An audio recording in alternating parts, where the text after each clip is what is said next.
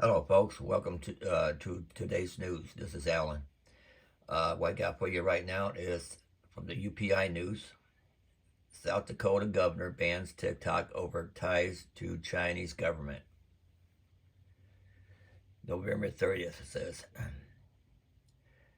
South Dakota Governor Kristi Noem has banned state employees and contractors from using social media platform TikTok on their electronic devices over fears the smartphone application could be used to collect U.S. user data for China.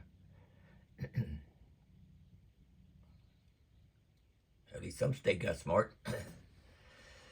The ban, which goes into effect, which was imposed Tuesday via executive order that prohibits users of state-owned electric devices from using them to download the TikTok application and to visit the social media company website.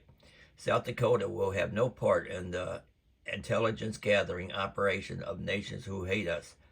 Noem said in a statement the Chinese Communist Party uses information that it gathers on TikTok to manipulate the American people, and they gather data off the devices that access the platform. I told people about that before. The announcement comes amid growing concern that the Chinese Communist Party could force the social media platform Chinese-based company ByteDance to collect data for it from U.S. users.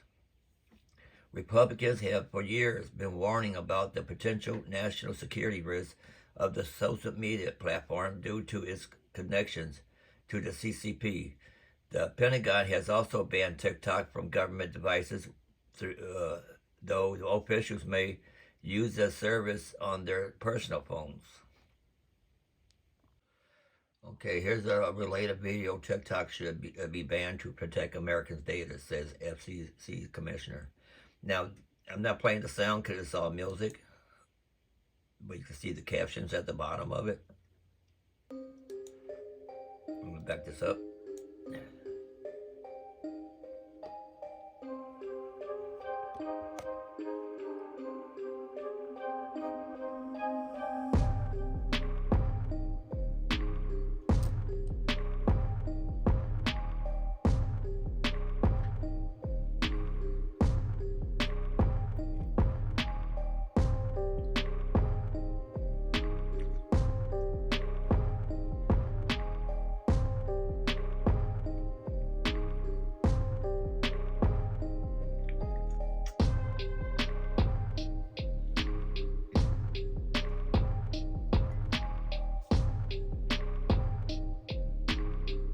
Just think of the Trojan horse. TikTok is the Trojan horse, gathering information from you.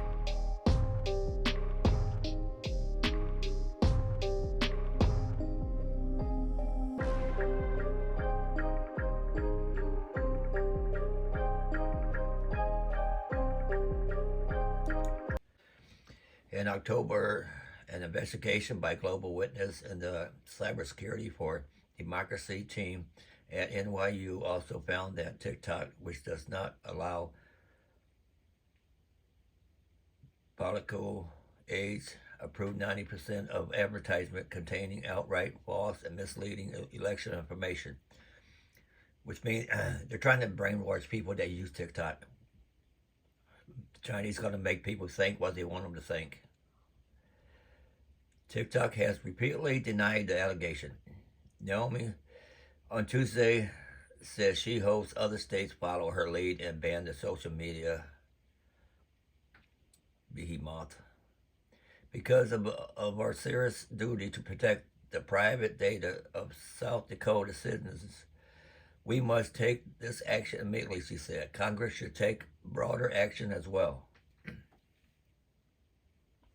Biden administration is set to impose another rule on U.S. oil and gas while courting Venezuelan-oil. Let's see here.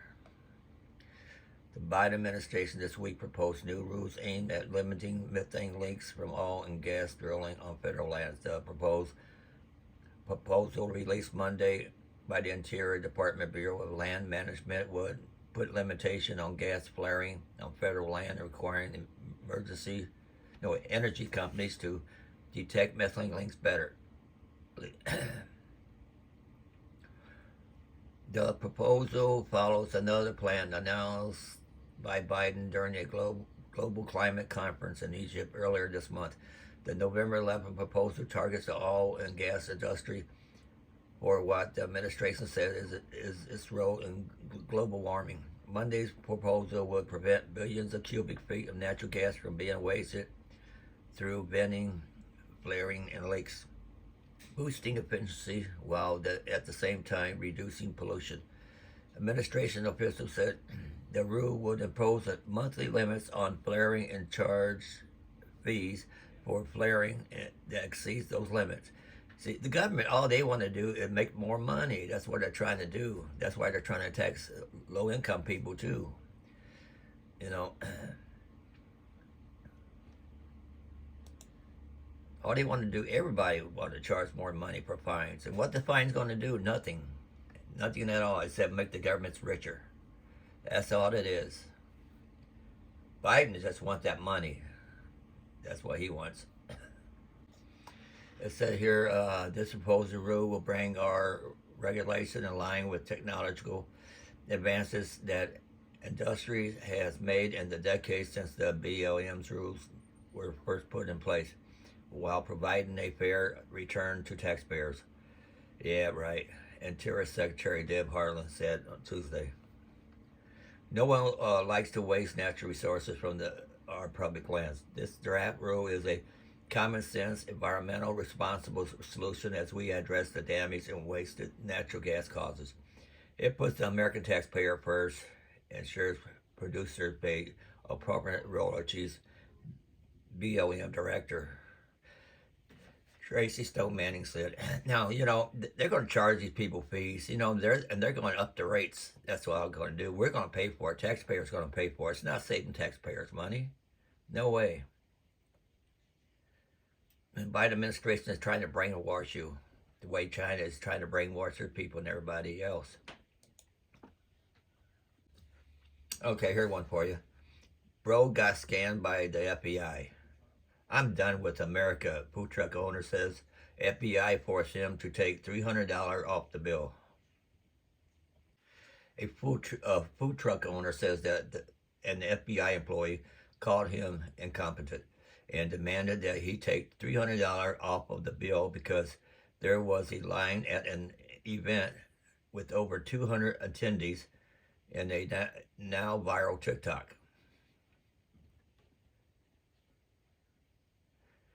In a video posted by user Chris, now on November 3rd, he stitches a video in which another TikToker asks others to share a ridiculous thing you had to explain in customer service.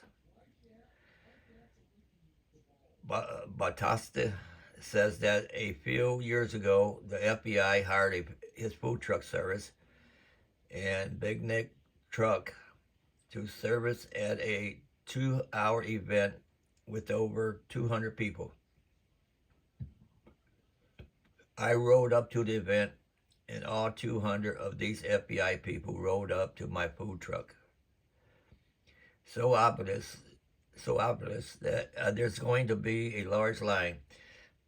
Batista says in the clip, the guy from the FBI that I had been organizing this starts freaking out at me. I had to explain to him how lines work. Just like all government officials, you know, supposed to be within the law, you know, they're impatient, you know, and they think they're above everybody else. That include the FBI, CIA, police. He says that he offered to serve pre-made items at the event to avoid creating a long line. But the FBI organizer said he wanted all food made hot and fresh to order. He continues that the organizer said he wanted them fresh to order, but didn't want there to be a line. I then asked him, "What can I do to make you happy?"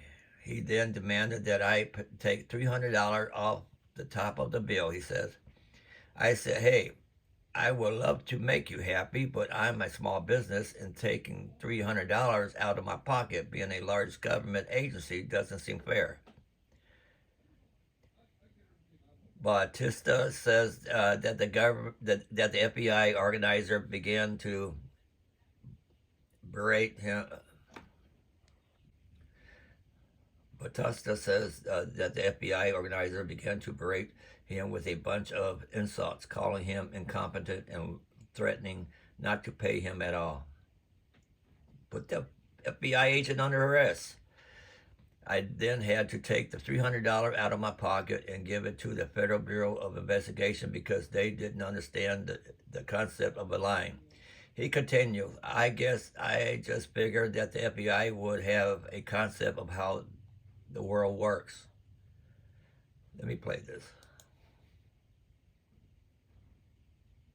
What was a ridiculous thing you had to explain in customer service? You guys ever heard of the FBI? Because a couple of years ago, they hired me and my food truck. This is my food truck. It's called the Beignet Truck. They hired me to serve about 200 people in the Federal Bureau of Investigation in about 2 hours. Now, mind you, I've been doing this for about 10 years, so I know exactly what I'm doing. I roll up to this event, and Got a lot of buffering here. all 200 of these FBI people roll up to my food truck.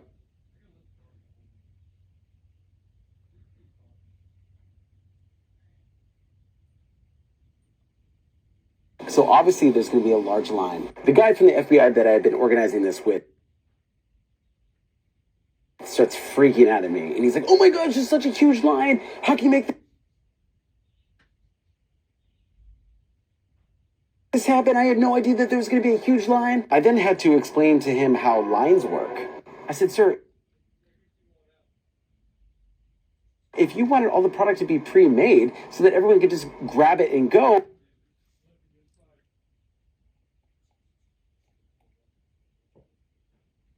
we could have organized that, but you chose for them to be served hot and fresh to order." His response was, "Yes, I want them hot and fresh to order, but I didn't want there to be a line." So I said, "Sir, you wanted me to serve 200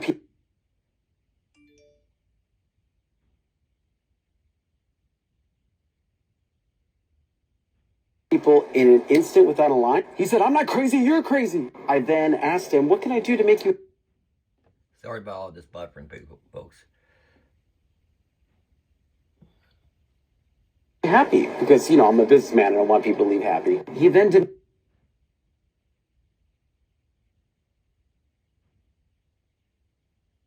demanded that I take $300 off the top of the bill.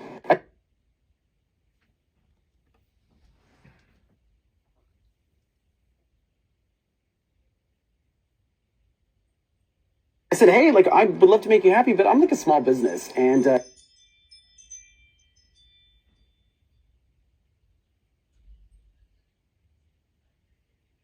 taking $300 out of my pocket, being a large government agency,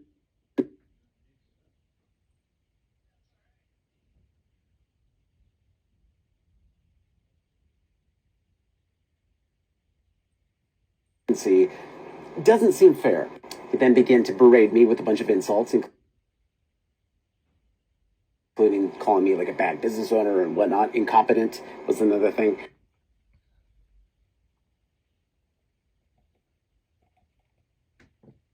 And he said that I would be lucky if I even got paid at all now.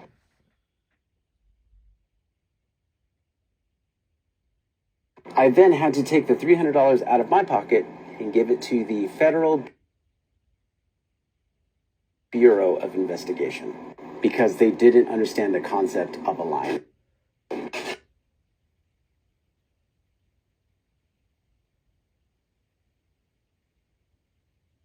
I don't know, call me crazy, but I guess I just figured the FBI would have a concept of how the world works.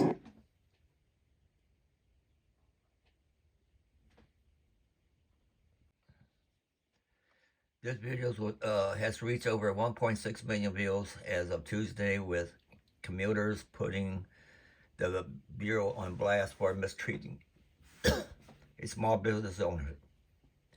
Several accused of the organizer of scamming Ballista. Bro, got scammed by the FBI. I'm done with America, one user wrote. He straight pocketed that money. He knew that it was his plan all along, another said. A big establishment like that would have already taken the money out to give to you. He pocketed, a third added. Other catering company owners shared their own experience working at large company events.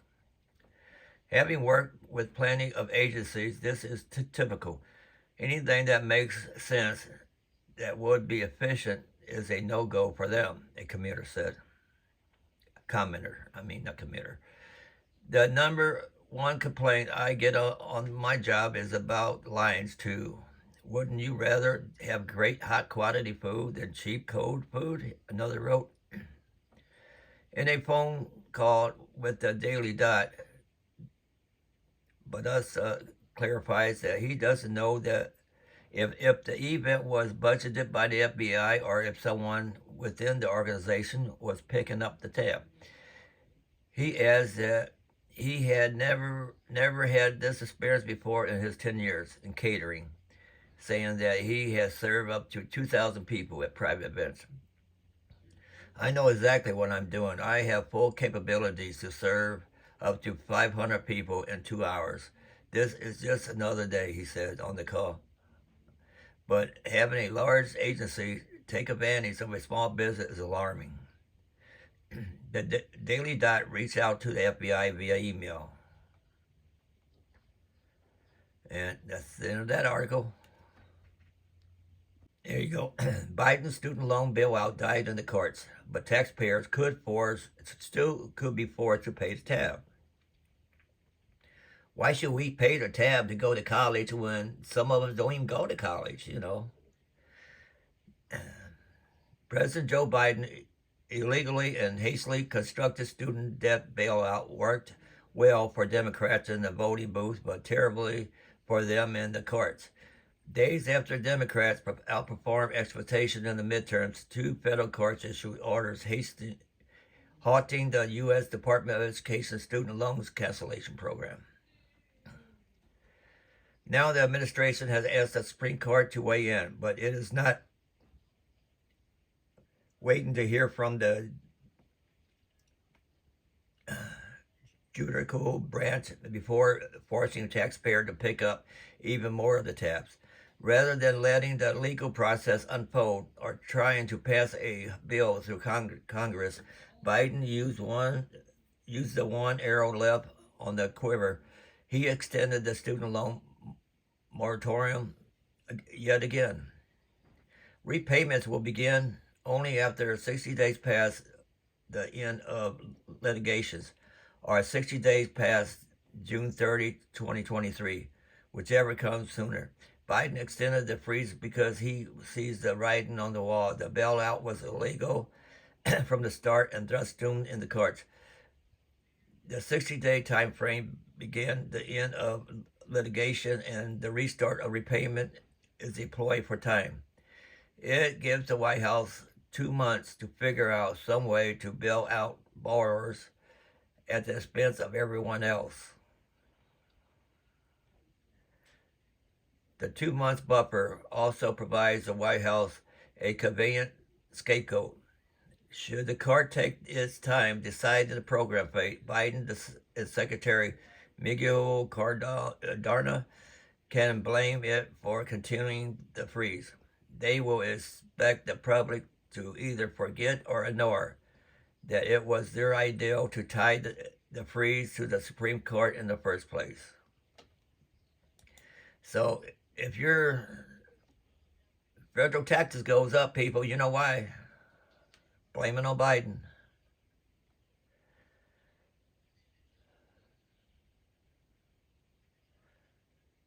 This loan holiday is loan cancellation for another name, it comes with a hefty price tag, costing the taxpayers $102 billion in counting. The moratorium is based on a national pandemic emergency, which the president himself admits is now over. There is no reason to keep this freeze in place, but that is not stopping the Biden administration from trying to create one. In a court filing asking the Supreme Court to vacate the injunction issued by the U.S. Court of Appeals of the Eighth Circuit, Secretary of Education James Bell argues that the promise of the student loan bailout is sufficient reason to delay the return to repayment, he writes. Never mind that it was the Department of Education that gave them that belief by promising loan forgiveness it could not legally deliver. He laid the pretext for keeping the pause in place. The mere promise of mass loan forgiveness, legal or not, precludes the department from restarting repayments. It's a bunch of bull crap, people. They just want to get more money out of you. Either way, the taxpayer's paying for it. You know, either way. Anyway, that's all I got for you today. Every time I read something about Biden, it makes me mad. His stupidity, you know, I don't know how he became a president in the first place. He could probably pay people off just so he can get in. That's what I believe. Well, until next time, have a good day, folks. Don't forget to like and subscribe and comment.